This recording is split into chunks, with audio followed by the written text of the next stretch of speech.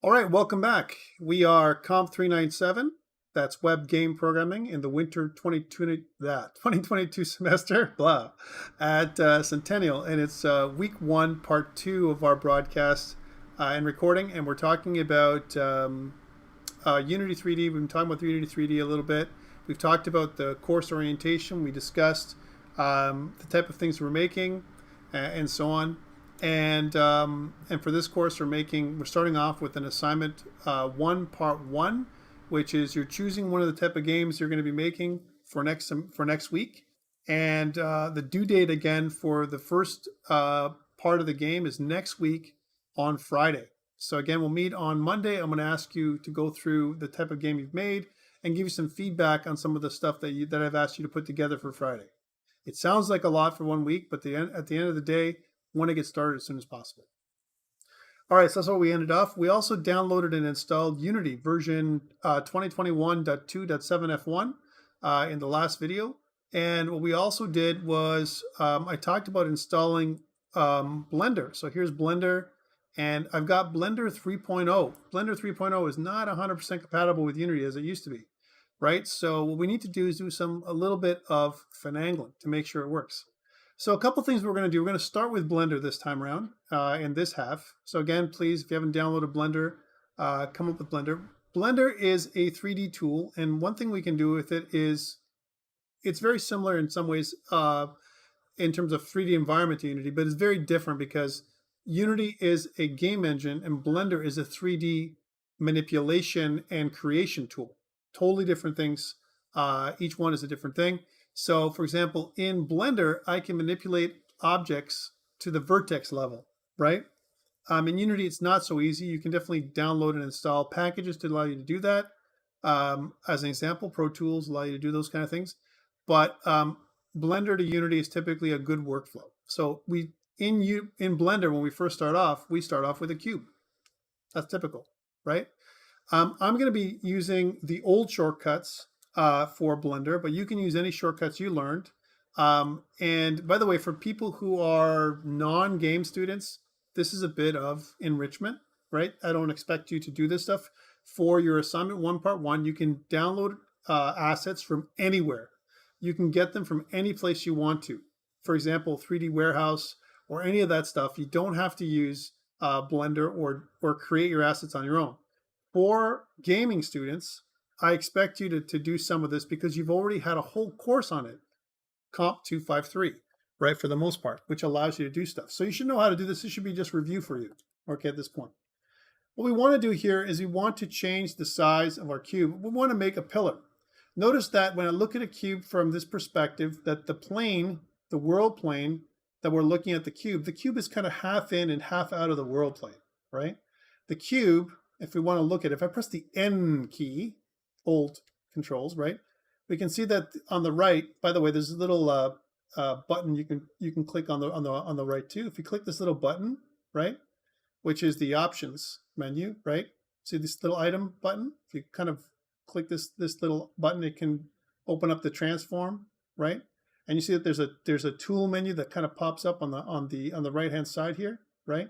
Well, what we can do is we can hide and show the toolbar by pressing the N key. Okay, this is the old Blender, kind of controls, but it's probably similar in the new Blender, all right? And when I say old and new, I mean like there's new shortcuts. So here you can see that the location in world space for the cube is 0, 0, 0. Okay, that's where it starts off. It's also got a rotation of 0, 0, 0, and it's got a scale of 1, 1, 1. The dimensions of the cube are 2 meters by 2 meters by 2 meters. And this is good because Unity also works in meters. In the past, Blender used to work in something called Blender units. Not so much anymore, right? So the same scale as we're using in Unity, which is good. So what we want to do is, there's a couple ways that can change the dimensions of the cube. But first what I want to do is I want to manipulate the cube. Notice on the left-hand side, you can choose different manipulators, right? The first one is the move manipulator. The move manipulator allows you to move an object across any axes, right? So you can kind of translate an object. I can also undo. Control Z undoes everything back until it's where it was before. The other thing to note is, let's say I mess up and I delete the cube somehow, I can always just undo to get it back, right? Or worst case scenario, I can just go File, New, General, and then I can just start a brand new file again. So don't worry about it. If you mess up, you can always get back to where you were before by just starting off a brand new Blender file. Again, the way I'm panning around here, or sorry, tumbling like this or orbiting, is I'm using the middle mouse wheel. I'm pressing down on it, and I'm just moving my mouse right, or my mouse right and left, up and down. Okay. What you don't want to do in Blender is you don't want to, kind of select an object and then kind of move away with it. It'll just actually move with you. So be careful about that. And what happens if your three-dimensional cursor, notice that if I left click anywhere on the screen, I can actually move my three-dimensional cursor. My three-dimensional cursor is actually an object that lives in three-dimensional space, and it tells Blender where my any new object I add are going to appear. They're going to start there. Or if I want to rotate, this is kind of like a rotation point. Again, if you mess up like this and you click somewhere randomly with your left mouse button or right mouse button and you move your three-dimensional cursor and you don't want to do that, there's no undoing that, but you could just start over, right? Worst case scenario. Or you can realign your three-dimensional cursor to the origin. We'll talk about that another day. For now, what I want to do with manipulation is one thing. I want to change this cube into a pillar. Okay, that's what I want to do. And I want to move it up at least 0.5 meters up, or a meter up, let's say. So I'm going to press the N key, which is going to bring my transform menu. And where it says the location, remember that when I manipulate the object, in this case, Z is up. So I want to change the Z, kind of position. If I put 1 and I press Enter on the Z axis, you can see now that the cube is positioned 1 meter above its focal point. The focal point of an object is the middle of the cube by default. You can change this too. But for now, we're just doing very basic things. Yay. So that's the first thing. So I want to move it up to 0, 0, 1. That's the cube. Next, I want to press the Tab key to go into edit mode. You can also accomplish this by going to the top left corner of Blender and just selecting in this pull-down menu, edit mode.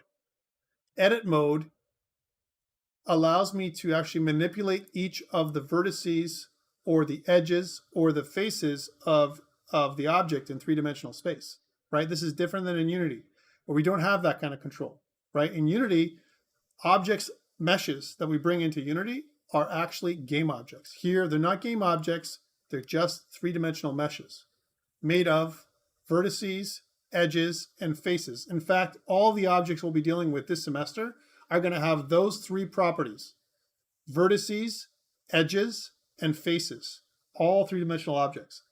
Here, I'm set up to select only vertices. I can select any vertex on its own by left-clicking in the new system or right-clicking in the old system. Okay, all I'm doing is selecting a vertex, and I can manipulate each vertex individually with the same controls.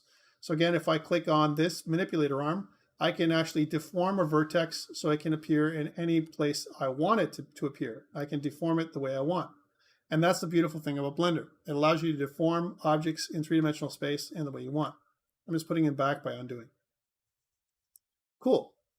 What I want to do is I only want to select the top vertices, right, of the cube. And I can do that by a number of ways. One, I can select each vertice by shift clicking, right, until I have all of them. Or, by the way, you can select all and deselect all with the A key in the old system. You can also, I also use the space bar.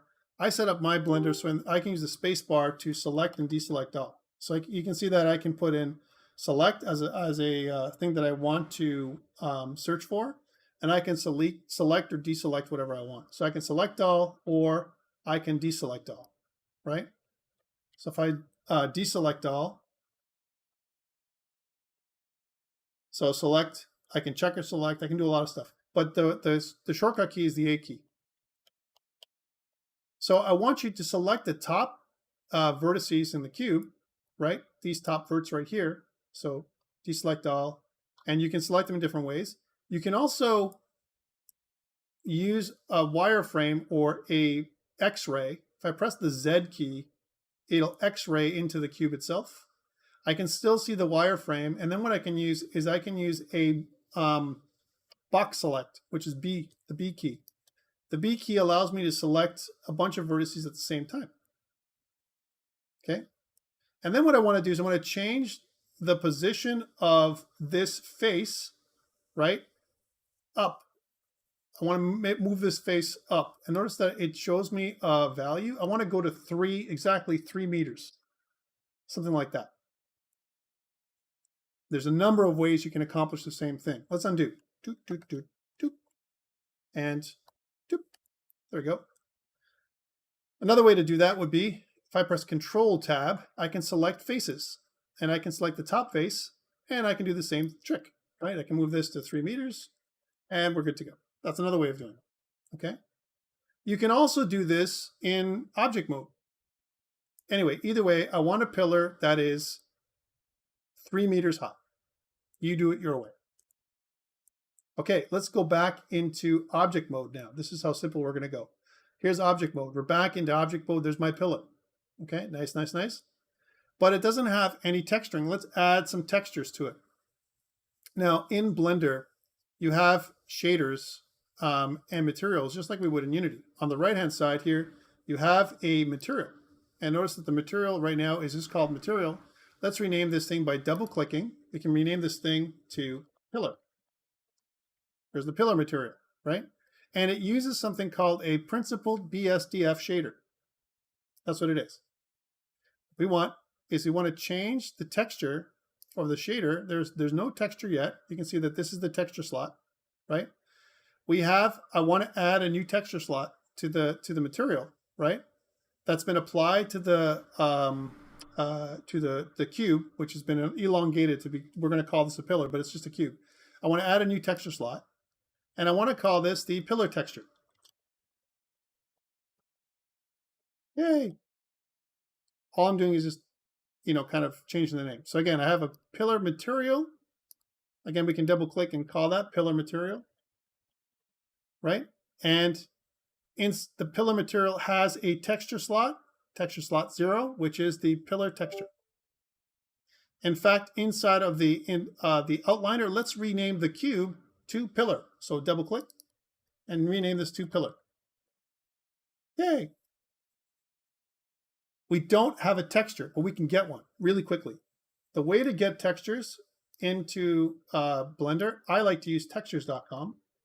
Textures.com gives you a bunch of textures, right? So here's our library, and I can choose any textures I want, right? By the way, downloading textures from textures.com is free to some degree, right? So again, I want to select a brick texture, something that looks like this, and maybe something that has a rounded brick or medieval brick as a texture. Let's choose a rounded brick this time around because I've done medieval brick before, right? And let's suppose I want it to be seamless and something that is a texture that can be is repeatable, right? So again, something like this. It says up to 4K plus. This is pretty cool. Let's select this one, and you can see that they have a bunch of textures. Now we need to be careful because the texture has a bottom, and we want our pillar to have, something else that has no bottom. Maybe something that looks like this. If we really want to make it look like a pillar, like a tile of some kind, right? Then we can select another kind of tile. It's up to you, like stone, facade stones, and you can select any facade stone that you feel is kind of good. Like for example, this might be okay. Okay, that's pretty cool. I like these ones, and you can see that there are several different facade stones. You want to kind of click on a texture that looks like it is even, like this, right? And notice it says 1 credit, free download, and all that kind of stuff. And it says 3 credits, premium only. Well, I'm using free, so I want to download the 1K texture. So log into download. Let's see if it remembers me.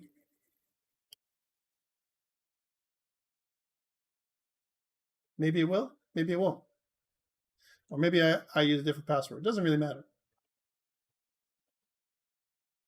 Hey! It remembered me. Sure. And now I can do is I can download this texture, this seamless texture. By the way, I'll put this texture up on eCentennial for you in a sec. So let's download this texture. And it's called textures.com brick facade seamless. And this is S. And by the way, the S is, kind of a small texture. That's what that is. And I want to put it right into the Unity, into the project that I want to use. So I'm going to put it in downloads for now. I'm just going to call this brick facade seamless. Just rename it so I know what it is. How about just brick facade texture? There we go. And now that I have this brick facade texture, I want to add it into my Blender. Okay, let's put this brick facade texture up on eCentennial first, just to be fair for you guys. So again, I'm just going to go up on eCentennial. And I'm going to take that brick facade texture and drag and drop it into eCentennial for you guys. Right now it's under live session. Okay, so you can grab it just like me. So instead of you having it to go and do that, you just grab this texture. Yay. And in the in-class exercise that I'm doing right now, which is the lab, right? So I'm going to put another little submodule. We're going to call this the lab 1. And actually what I'll do is I'll move the brick facade texture into the lab, just so that way it's in the right spot. Yeah, there it is. And I'll move the lab up 1 so you have access to it too. There it is. So what I want to do with the brick facade texture is use it in Blender. Right? So inside of Blender, remember I've created a material, I'm using a material called pillar material. I've created a texture slot. I just renamed it pillar texture. And now what I can do down here where it says settings, right? I can do two things. I can open a texture, or I can create a new one. I'm going to click open. And I'm going to select the texture that's compatible in the downloads folder. So again, what I want to do is search for brick facade texture. So there it is. And press open image. You're going to see the image pop up here, brick facade texture. Okay? And the problem is, if I want to apply this brick facade texture and see it in Blender, I got to change my shading. Because right now, the viewport shading is solid. If I click on this, right, and if I look at the material, right, here's the preview for the material, right, you can see that there's no texture that's being used, right? I don't have a texture that's being used here. So why is that? Well, because my base color isn't using that texture, right? My base color, I want to use a texture, right?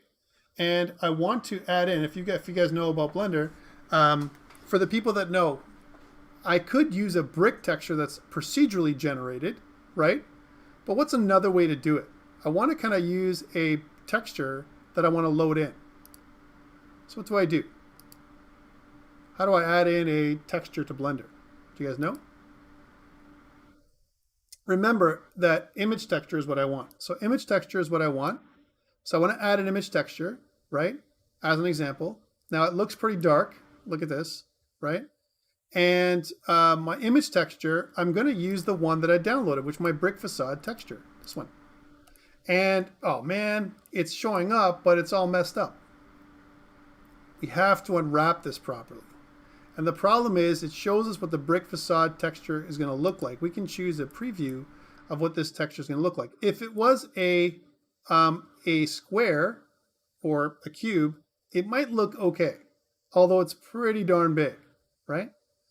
So we're almost there. We're almost there with the brick facade texture, but the problem is that it hasn't unwrapped properly because we have something called a UV map. UV map, U and V, represents the X and Y coordinates of the texture. We want to map it onto this three-dimensional object, right? So right now our view, right, our orientation. Notice that on the top here we have layout, modeling, sculpting, and then we have UV editing, right? And UV editing shows us our UV map, right? Here it is. And we have a bunch of these islands, and they're really massive. So what I can do is I want to unwrap an object, but I want to use, let's see if we can use cube projection and see what that does. When I do cube projection, right, and again, we can see it here inside the preview by just selecting the cube projection so we can see it. It doesn't look quite right, does it? The top isn't bad, but this side is, whoa, it's so like crazy. Like, why is it like that?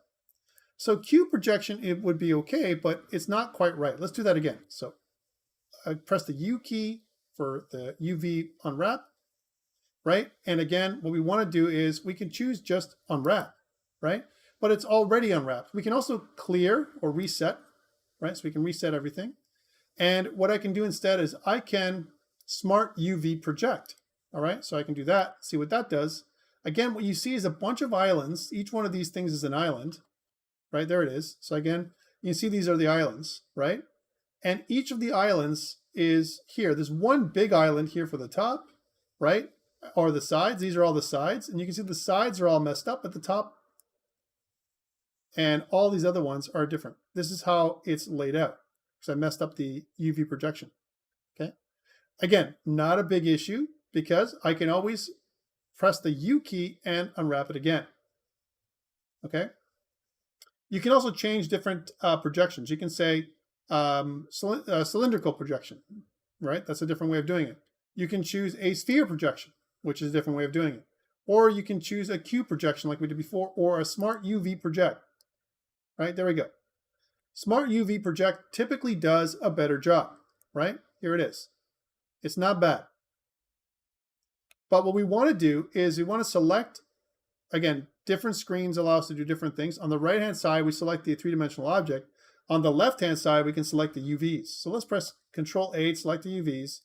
And then what I want to do is I want to scale out. So I want to press the S key, and I want to scale out as much as possible. You can see that the bricks become smaller and smaller until they're tolerable.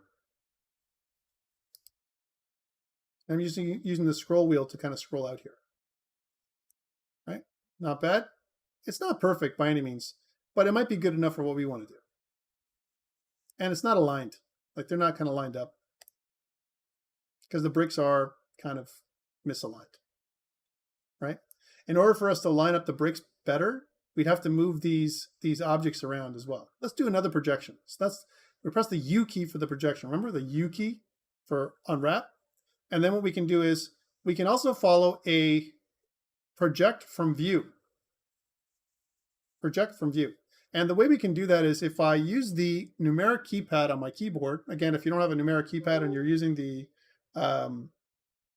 if you're using a laptop, you can substitute this, but I want to use the 1 key, which gives me kind of like a front orthographic view, right?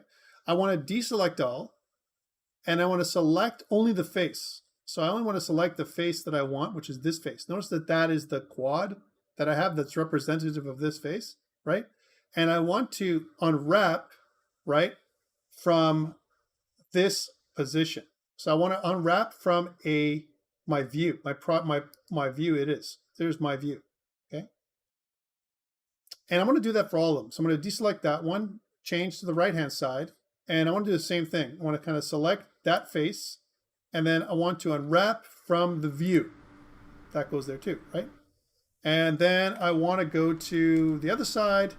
I want to select that face, and I want to unwrap from the view. So this is another way of doing it, right? And then finally, I want to go to the other side. I want to select that face. I want to unwrap from the view, right? I can also do it from the top. So here's the top. I can select that face, and I can unwrap from the view. There we go. And finally, I can go and do the bottom, and I can select that face, and I can unwrap from the view. Again, lots of ways of UV projecting.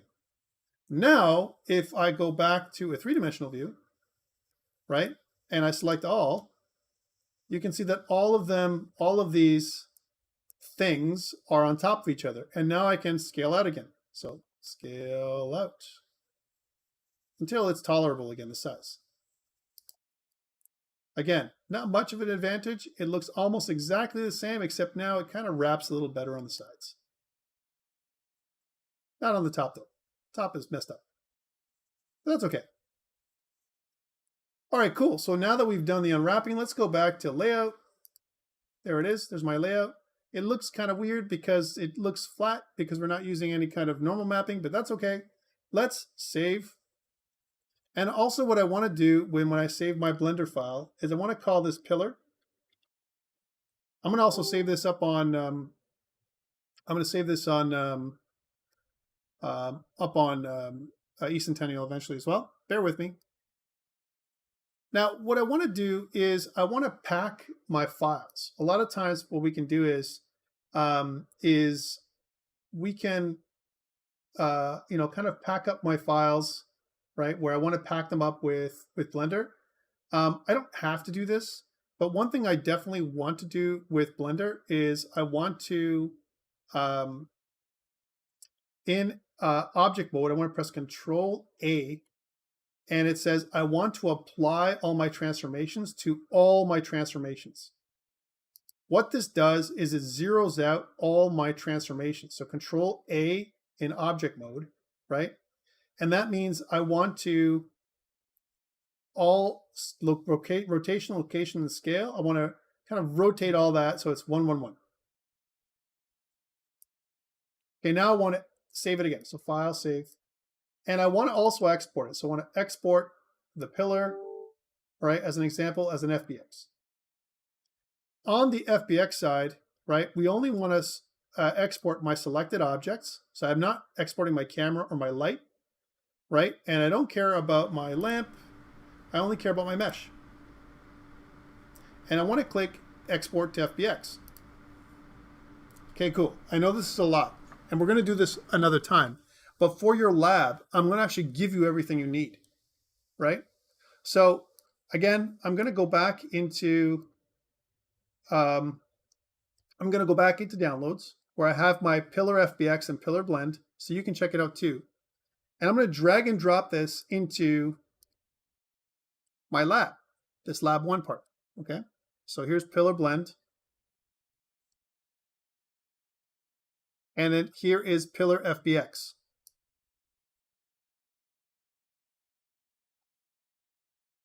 Okay. And I want to just rename these. Sorry. I want to rename them so you can see what they are. I know I'm timing out, guys. Bear with me, and I'm almost done, believe it or not. I'm just going to call this pillar.blend, so you see it, and pillar edit properties in place .fbx. So you just know the difference. I mean, it says it there too, but just in case you can't see it. So pillar.blend, pillar.fbx. Let's try and import these 2 files. You can download them right here from eCentennial, so you don't have to work hard like I did. And I'm going to launch Unity now. Let's bring back that week 1 Unity file. And let's see what happens when we bring a blend file into Unity. Does it work? Or does it break?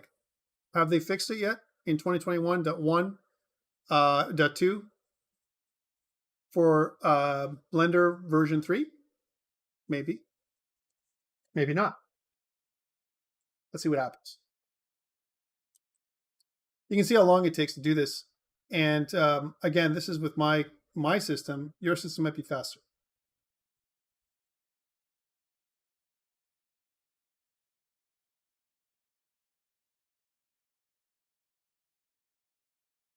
For those people who did Blender before, is it a bit of a review? How do you feel about it? Or is it crazy?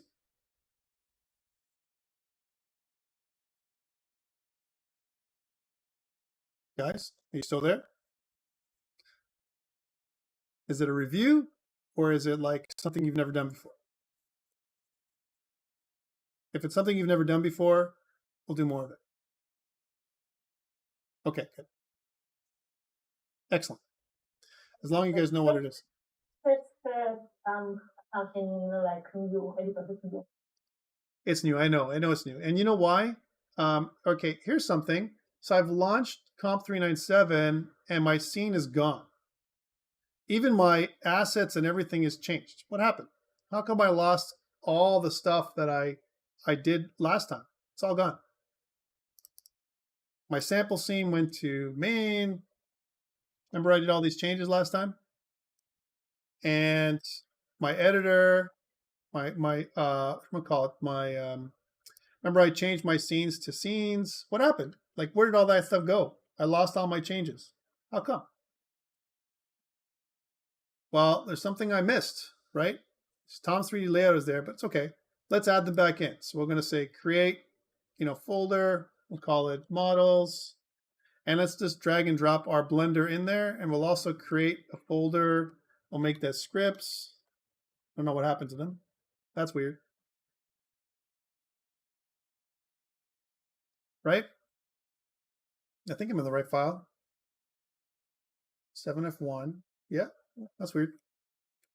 Save file, save project. Let's make sure. I don't know what happened last time.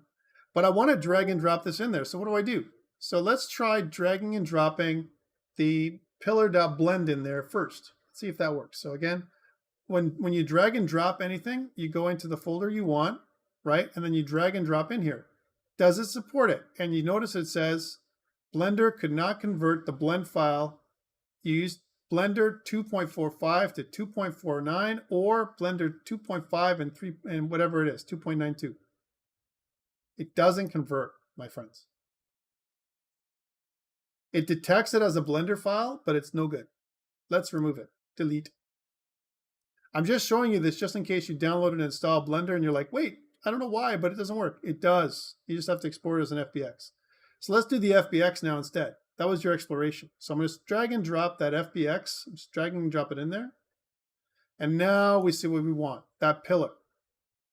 We can also get a preview of what the pillar would look like here. Okay. Remember that we have the model. We want to do a couple of things here when we bring the model in. One, we want to enable read and write on the model itself. Click that on and apply. We also want to generate light map UVs. Okay, click that and apply. And we also want to generate colliders.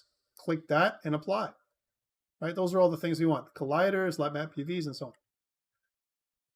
If I take my pillar, right, I have a pillar material that comes with it. I can drag and drop the pillar into the scene. And there it is. But I've got no textures. Let's add a textures folder. There's textures. And what I want to do is I want to grab that texture, my brick facade texture, and drag it into here.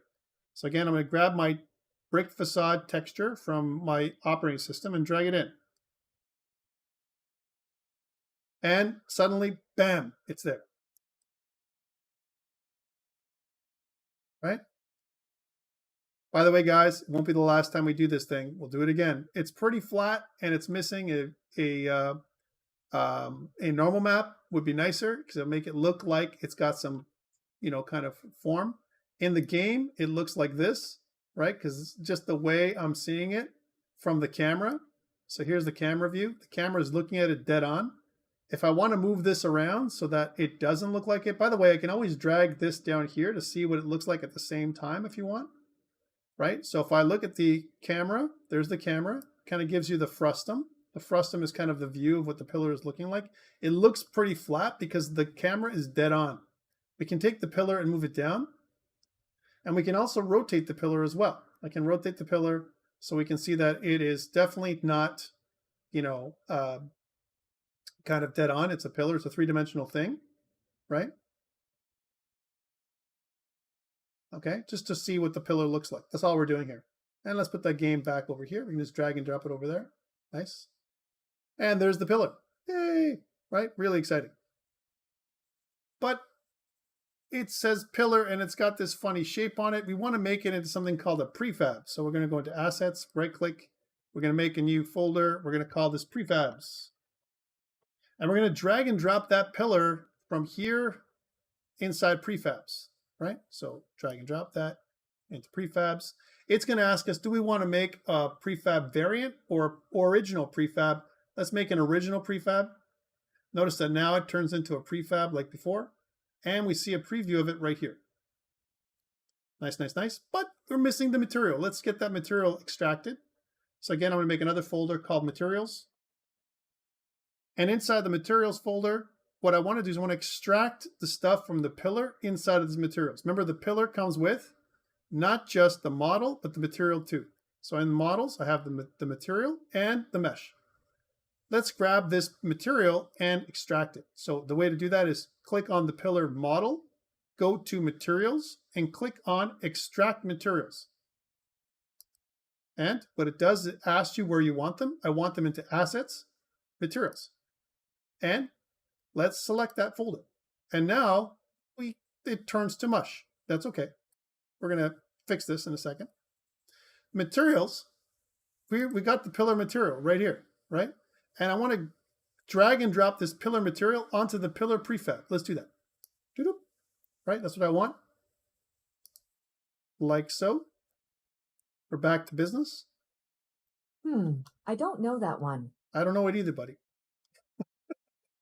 Alexa.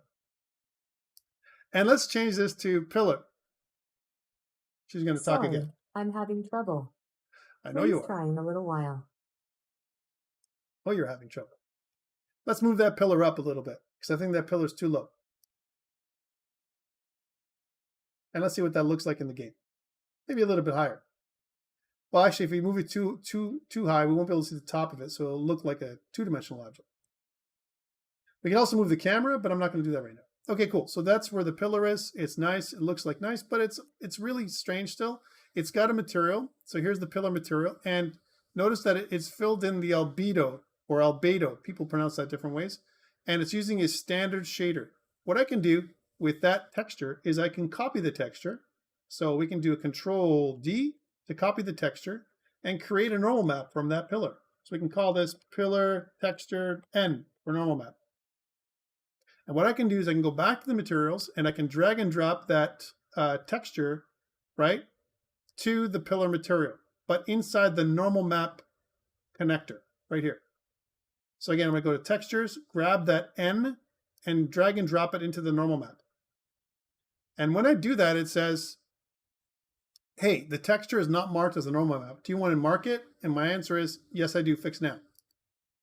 And now it looks different, doesn't it? But it's not quite a normal map. And what you want to do with a normal map is change this value, right, to something less than 1, like something like 0.3 or 0.5, something like that. What a normal map does is it makes the object, when it's done right, look like it's got, kind of depth to it. It looks a lot better, right? We're also using a standard shader. We can use other kinds of shaders to produce a different effect. For example, the standard shader is okay, but one that works, I feel a lot better with Blender is the Autodesk Interactive. The Autodesk Interactive shader, right? What it does is it creates a different look and feel. It looks like it's a little bit, it looks like it's a little bit, more specular on the top here, right? So again, we can reduce this effect to even less. Something that is way less than what it was before. So there's my normal map.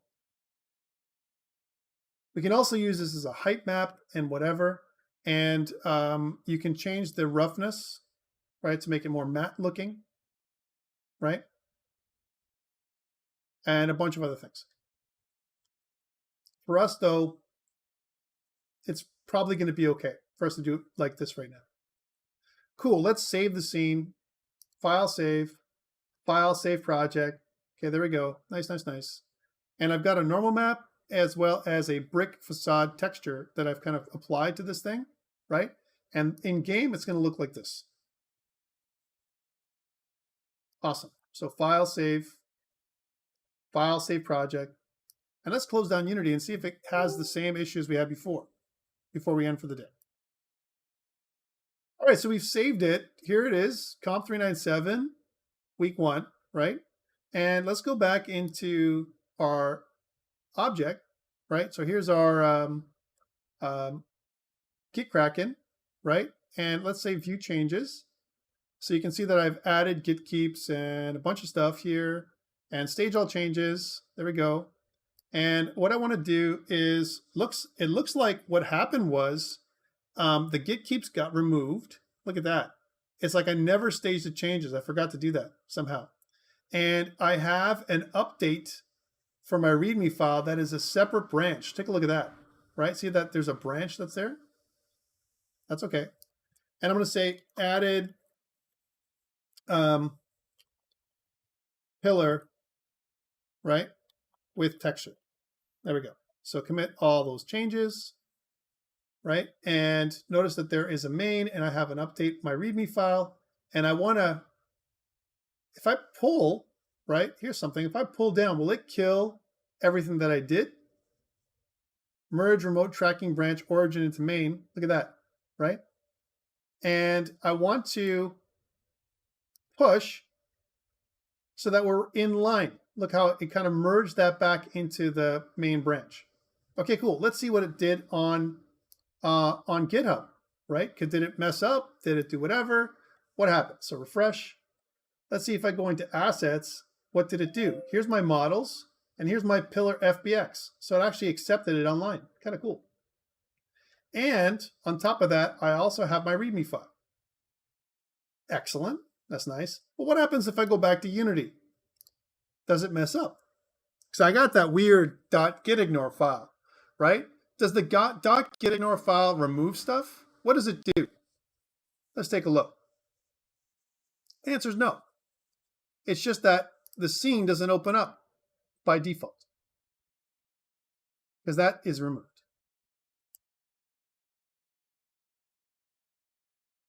Okay? And that is your lab. So the only thing I want in your lab is get a pillar, make it in Blender, pull it into Unity through an FBX, and then put it up put it up online. And that's it. When you've done that, there's a lot of learnings involved in doing that. I know I went fast, but that's kind of what I want you to do for this lab. This lab is going to be due this Friday at midnight. Questions about this before we go? I know I'm running over time. I'm sorry.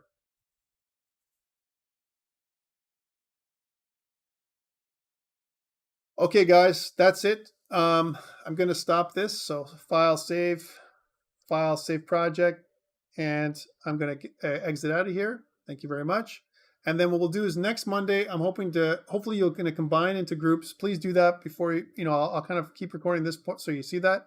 Next Monday, remember that I'm hoping to see that everyone's joined a group, all right, at that point. And I can see for now under communications groups that you have, some people have made groups of 4, a group of 2, a group of 5, another group of 5, another group of 5. As an example, that's quite a few people. But we do have 60 people in our class. So what I'm hoping is that by next Monday, we're going to have a full a bunch of people. For 60 people, that means at least minimum 12 groups of 5 or 12 groups of 5? Yeah. Or 10 groups of 6. Okay, guys, that's it. Hopefully that helped you and that showed you something that you haven't seen for a while. Maybe it's a bit of a review for some of you, or it's something completely new.